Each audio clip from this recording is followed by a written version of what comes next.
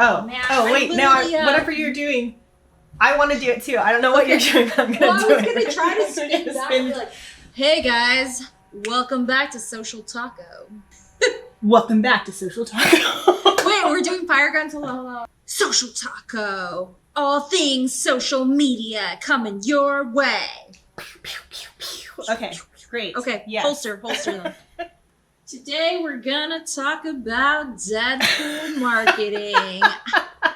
So we're gonna take a deep dive into our favorite campaigns that they did to promote this movie. Side note, just how awesome Ryan Reynolds is. Everybody in the nerd world was super stoked about Deadpool coming out because it seemed like it really was a movie that was made by nerds for nerds, and it was really true to the character. And I think that really extended to how they marketed the movie, and especially how they marketed the movie on social media.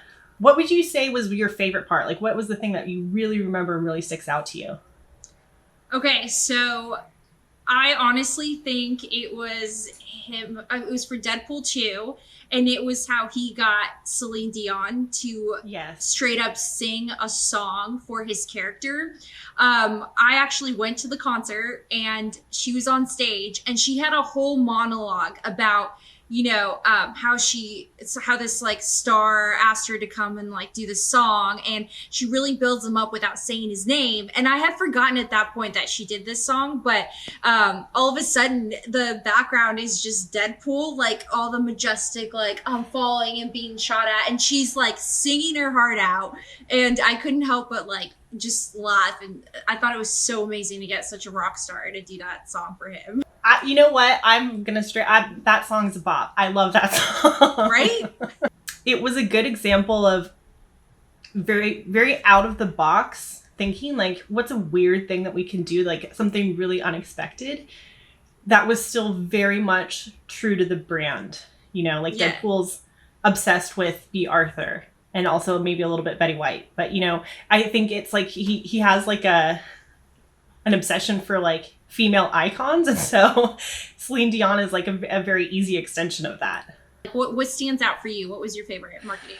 It's hard for me to pick one thing, but I think that it's the idea that I like the best is that they really were aware of who their audience was. And so the fact that there was billboards everywhere that had Deadpool, and it was the skull face and the poop, and it was just those two emojis on a billboard.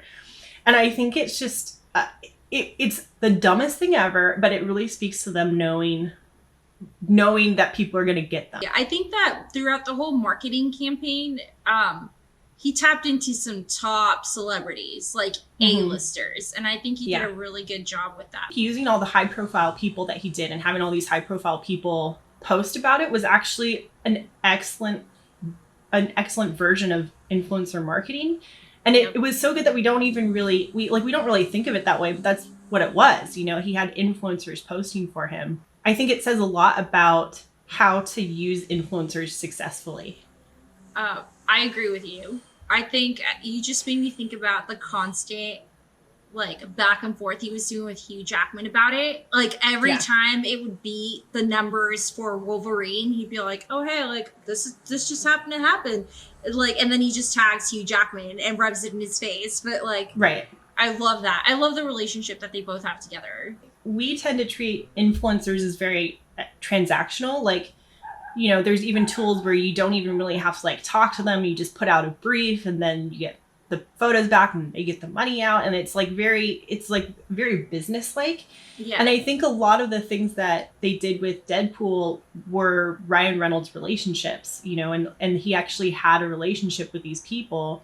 And in fact, I mean, really, you know, he was the star of the movie and he was the producer of the movie, but he also was an influencer himself. I think he was one of the main drivers of all of that marketing. It was clear that he was really passionate about it and really wanted to do everything that he could to talk about it. I think that's like also the difference between celebrities that are being dragged to the press junkets that they always have to do before the movie. Like you can tell they're tired of the same questions, etc. And I feel like they really tapped into all the different holidays, like the national holidays, I swear to God, they were ready for it. Whether it was like the Valentine's Day card saying like, you're my Valentine, or him posing with like a huge Easter egg. Like it was just mind blowing, the time and effort and coordination and scheduling that they probably had to do for this campaign for so long. Yeah, because it came out more or less on Valentine's Day, I think.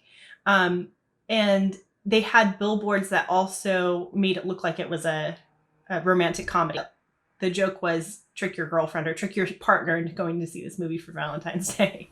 Which, like, no tricking here. We went on opening day. Like, yes. So I remember for the first Deadpool, because this was my wallpaper for so long, but the Burt Reynolds remake of him laying on the fur carpet. Like, I was like, dude, this is just so genius, because he took like such an iconic, like, funny ass image and then recreated it for the character. And I just remember having that wallpaper for like a year before the movie came out. The Burt Reynolds thing was actually part of the 12 Days of Deadpool, and it was right before Christmas, which, since the movie released in February, that was like the 2 months leading up. They really want to start hyping it up then, I think. And so I think I do remember, at the time, I think Ryan Reynolds was tweeting about it, and he was saying, oh, something big's coming, and they released this 12 Days of Deadpool thing. And I think really what it was a bunch of like giveaways. So it was like a page of the script that was like edited by Deadpool, and it was a poster, and it was the Burt Reynolds thing. And so it was just all of this stuff that we all love in the nerd community to get, and like we will find it ourselves if we have to and share it out. But instead they controlled that, and they were like, here, you get one thing a day. And it was a really good way to just hype it up and have everybody buzzing about this one thing, Yeah, and you're talking about like the Christmas thing too. I remember where they had those cutouts that would say like, sit on this, and then you got him with the Santa hat. So it's just kind of like, you can do whatever poses on it. So that was really funny too. They did stuff that they knew was going to go viral, that people would see that and they would want to take a picture of it and share it. And so they really relied and had that faith in people loving the stuff that they did and sharing it and getting all of that free marketing. Viral video was such a huge piece of what they did. And I think they were able to do that because they knew who their audience was and they had a really strong voice.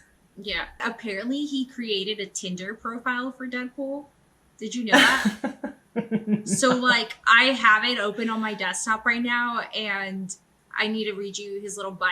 Yeah. Deadpool 39, semi-professional bad guy, unaliver, chimichanga connoisseur, and frequent patron of Sister Margaret's School for Wayward Girls. And then just like a bunch of emojis. That's totally the type of thing. If you're actually on Tinder and you saw that, you would 100% be like, look at this crazy Tinder profile I found. He was pushing it to the limit. Like, he was like, I'm going to make this effing funny, and just like kept going with it. And I think it was, it was fun. Maximum effort. Yeah. So we want to thank you guys for joining us today. We kind of loved geeking out over, digital marketing for Deadpool, and Marissa and I are thinking about continuing to do, little mini audits like this. So we'd love to hear your opinion. Did you enjoy this? What did you like? What did you not like? Ryan Reynolds, if you happen to stumble upon this, like, feel free to just like give us a call if you want to be a guest appearance on like part 2 of this, or, let us know. We'll try to fit you in if we can. We'll try and see if we can fit you in, Ryan, but who knows? Yeah, our schedules are really busy because we got Bree that's gonna, stop by. She's gonna be our first official guest. God. We have gone like 3 or 4 videos now with me forgetting to talk about the fact that Brie Larson and us started YouTube the same week. We're basically sister twins.